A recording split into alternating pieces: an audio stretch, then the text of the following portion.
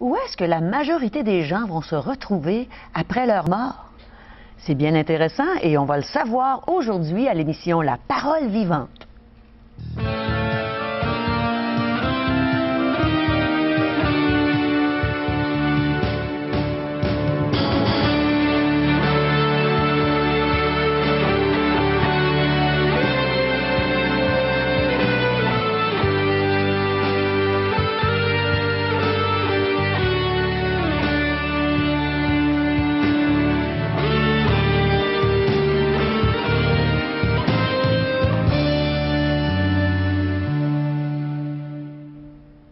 Bonjour et bienvenue à l'émission La Parole vivante. Aujourd'hui, le pasteur Régent Joly va nous entretenir sur un sujet qui fait peur à beaucoup de gens, mais qu'on a tous intérêt à connaître. Alors, restez des nôtres. Et aussi, on va entendre un chant de Corinne Lanquetin. Moi, je trouve qu'elle chante comme un ange. J'ai hâte d'entendre son chant. J'ai hâte d'entendre aussi Diane Roy qui va donner son témoignage.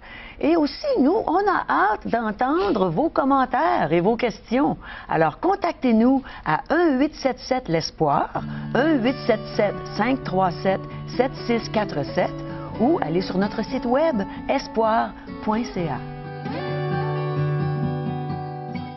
Eh bien, Régent est avec nous, Régent Joly, et je suis bien contente qu'il soit là parce que je veux avoir la réponse à cette question. Moi, je ne veux pas vivre dans la peur, Régent. Les gens ont peur, Caro, pour de multiples raisons. La crainte de se remettre en question, de savoir qu'on va les aborder, donc, avec la Bible, avec la parole de Dieu. Ils vont nous dire, regarde, la religion, c'est très personnel, j'ai la mienne, tu as la tienne, mais c'est au-delà de cette discussion qu'on veut aller. On veut regarder ensemble qu'est-ce qui nous est réservé pour notre éternité, parce que la parole de Dieu nous lance, comme on voyait une émission ultérieure, qui, oui, il y a des avertissements, alors que Dieu nous lance, et à savoir concernant notre éternité. Les gens craignent de parler de la mort, ils craignent de parler de la maladie. C'est des sujets qui sont inconnus. Hein? On va parler du cancer, là, puis les gens, non, regarde, c'est pour les autres, là, puis moi, je veux pas en entendre parler. Mais ça nous concerne tous. Est-ce qu'on peut ne pas avoir peur si on a justement l'audace de vouloir en parler? L'audace de vouloir en parler, puis aussi, Caro, de savoir avec assurance et certitude ce qui s'en vient. Donc, on enlève, il va s'en dire tout cet élément d'obscurité ou de ne pas savoir ce qui... Alors, donc, en ayant la connaissance, mais aussi en ayant l'assurance, la certitude, où est-ce que je serai, où est-ce que mon âme... C'est la plus grande des pertes que l'être humain peut subir, c'est de perdre son âme. Imaginez, oui, l'âme, c'est la personne dont je suis, c'est la personne dont tu es, et chacun d'entre nous a cet aspect immatériel, spirituel, éternel, et Dieu, il vient sauver cet aspect-là de l'individu, de l'être humain. Et perdre son âme, alors c'est perdre sa personne, c'est perdre le sens, c'est perdre le but, c'est perdre, il va toute cette assurance, cette sécurité de savoir où est-ce qu'elle sera pour son éternité. Alors, si je comprends bien, on a peur d'un certain sujet dont on a besoin de connaître pour ne plus avoir peur. Il faut l'aborder et il faut en discuter. C'est ce qu'on va faire pendant la prochaine demi-heure. Alors, si les gens veulent être bien attentifs, parce qu'il n'y a pas seulement d'aborder le sujet qui craint, qui fait peur, mais on a une solution afin que les gens puissent repartir de chez eux et d'avoir cette assurance après l'écoute de cette émission. Surtout s'ils font ce que la parole de Dieu leur demande de faire, il n'y aura plus de problème. Tout sera réglé une fois et pour toutes. Et c'est merveilleux. Alors, restez à l'écoute. Vous allez pouvoir peut-être vaincre une peur que vous avez, surtout la peur d'entendre parler du message de l'Évangile, qui, au contraire, nous sécurise, nous donne une sécurité éternelle, n'est-ce pas, Régent? Voilà, Caro, et c'est là qu'on veut emmener les gens, nos téléspectateurs, à avoir en leur possession le fait de savoir où sera leur âme pour l'éternité. Un choix qu'on fait présentement, maintenant. Alors, restez avec nous.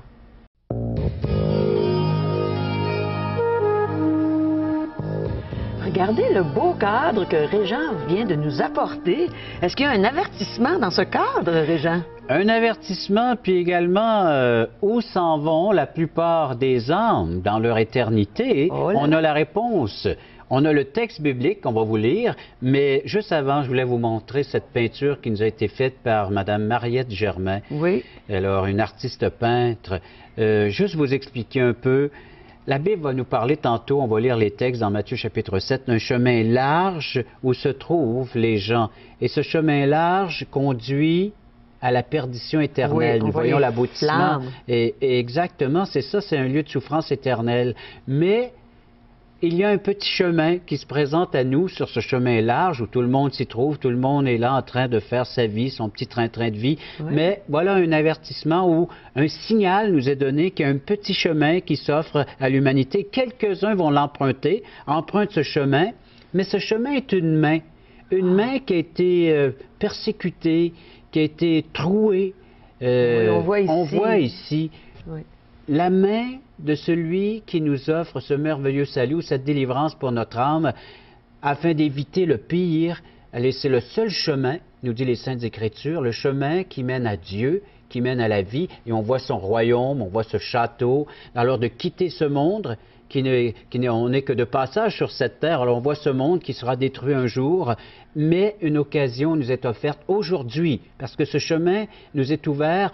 Ce bras nous est tendu vers nous, vers le pécheur, et c'est la route ou le petit chemin qui est retrécé, resserré, qui mène à la vie. Et on aboutit dans la main de Dieu. Et c'est là qu'on trouve notre refuge, c'est là qu'on trouve notre sécurité, non seulement pour le moment présent, mais pour notre éternité. On va juste le baisser. Merveilleux. Hein? Alors, et on va lire ce texte, rien de tel que du visuel, hein, pour pouvoir donc, il va sans dire, faire connaître cette belle vérité. Je vais vous lire le texte qui accompagne cette image, cette illustration. C'est Matthieu chapitre 7, verset 13. Écoutez attentivement. Si vous avez une Bible, prenez en note ces versets, allez vérifier par vous-même. Entrez par la porte étroite, car large est la porte, spacieux le chemin qui mène à la perdition, et il y en a beaucoup qui entrent par là. Mais étroite est la porte, resserré le chemin qui mène à la vie, et il y en a peu qui les trouvent. Comment est-ce qu'on fait pour les trouver, Régent? Il faut être à l'écoute, comme on fait présentement, à ceux qui présentent le plan de Dieu. On présente le plan de Dieu, c'est l'Évangile, c'est la bonne nouvelle. Donc, écoutons, mettons-nous à l'écoute de la parole de Dieu. Exposons-nous à l'explication de l'Évangile, des Saintes Écritures de Dieu. Les gens vont peut-être me dire, oui, mais c'est une chose d'apprendre par vous là, que plusieurs vont être perdus pour l'éternité. Un Dieu qui est amour, un Dieu qui nous aime. Oui, il nous aime, il nous chérit, puis on est précieux pour lui. Mais voilà pourquoi qu'il intervient, qu'il vient, parce que sinon on serait tous privés de Dieu pour l'éternité. On serait tous perdus, mais on a une occasion d'être sauvés. Et on voit ça dans l'Ancien Testament, dans le livre de la Genèse, le premier livre, les origines qui nous décrivent, encore une fois, que Dieu voit. Je vais juste vous lire un texte, c'est dans le livre de la Genèse, chapitre 6, où que l'Éternel vit que la méchanceté des hommes était grande sur la terre et que toutes les pensées de leur cœur se portaient chaque jour uniquement vers le mal. Ça, c'est Genèse 6, 5. Alors l'Éternel se repentit d'avoir fait l'homme sur la terre, il fut affligé en son cœur. Et l'Éternel dit, j'exterminerai de la face de la terre l'homme que j'ai créé, depuis l'homme jusqu'au bétail, aux reptiles, aux oiseaux du ciel, je me repens de les avoir faits. Mais Noé trouvait grâce aux yeux de l'Éternel. Alors pendant plus de 100 ans, Dieu intervient, Dieu annonce solennellement ses avertissements en disant « Je vais punir, je vais châtier, je vais faire de quoi? Parce que votre cœur ne se tourne que vers le mal et non plus vers le bien et vers moi qui suis votre Créateur. Vous ne me reconnaissez plus, vous vivez comme si je n'existais plus. Alors donc, je vais intervenir. » Pendant plus de 100 ans, Noé a construit ce gros bateau, cette arche qu'on retrouve l'histoire dans Genèse 6. Et combien fut-il sauvé? Combien dans ce temps furent sauvés? Très peu, hein, Noé et sa famille. Noé et sa famille, 8 sur tout le bassin de population de cette période-là. Mais ça fait longtemps, Régent. Est-ce que c'est comme ça aujourd'hui? Encore aujourd'hui, Dieu nous dit que ce monde vit comme si Dieu n'existait pas, et puis ils en font à leur tête et à leur désir, selon les convoitises de la chair, nous dit tout ça. Eh bien, Dieu regarde l'humanité, puis elle est déchue, elle est perdue. Alors, qui va intervenir sinon moi? Et il intervient à nouveau, mais on l'a vu par le cadre et la peinture qu'on vient de placer devant les caméras, comme ça, pour que les gens puissent voir d'une façon visuelle l'intervention divine. C'est Christ qui va aller à la croix à cause de mon péché. Et c'est de cette façon, tout comme c'était l'arche dans le temps de Noé qui était le plan de salut pour l'humanité, et peu y sont entrés, pourtant pendant plus de 100 ans, le bateau s'est construit, chaque coup de marteau appelait l'être humain à la repentance, repens-toi de tes péchés, reviens vers moi, regarde, le plan de salut, il est là, il est en train de se construire, il se manifeste devant toi, mais les gens s'en ont moqué, ils ont ridiculisé, et puis jusqu'à ce qu'un jour la porte soit fermée et que l'arche qui a monté sur ses eaux abonde, qui a abondé sur la terre et qu'on sait le reste de l'histoire. Alors Dieu a dû, à travers Noé, eh bien, que l'humanité puisse être rebâtie ou se repeupler et en arriver encore aujourd'hui avec cet autre avertissement. Mais l'arche, aujourd'hui, c'est quoi l'arche? C'est Jésus-Christ. C'est lui-même qui est l'arche. C'est lui qui est celui dans lequel on peut se réfugier. On a vu cette main meurtrie et depuis plus de 2000 ans maintenant, c'est ce moyen de salut pour chacun d'entre nous, c'est d'aller nous réfugier dans la main de Dieu. Alors donc, on constate que la majorité se retrouve sur le chemin large, mais il y a une invitation d'emprunter le chemin étroit, resserré qui mène à la vie. Dans Jean 14,6, ceux qui ont une Bible, prenez-le en note, on le connaît nous par cœur, on pourrait le citer, qui dit, Jésus a dit, je suis le chemin, la vérité et la vie, nul ne vient au Père que par moi.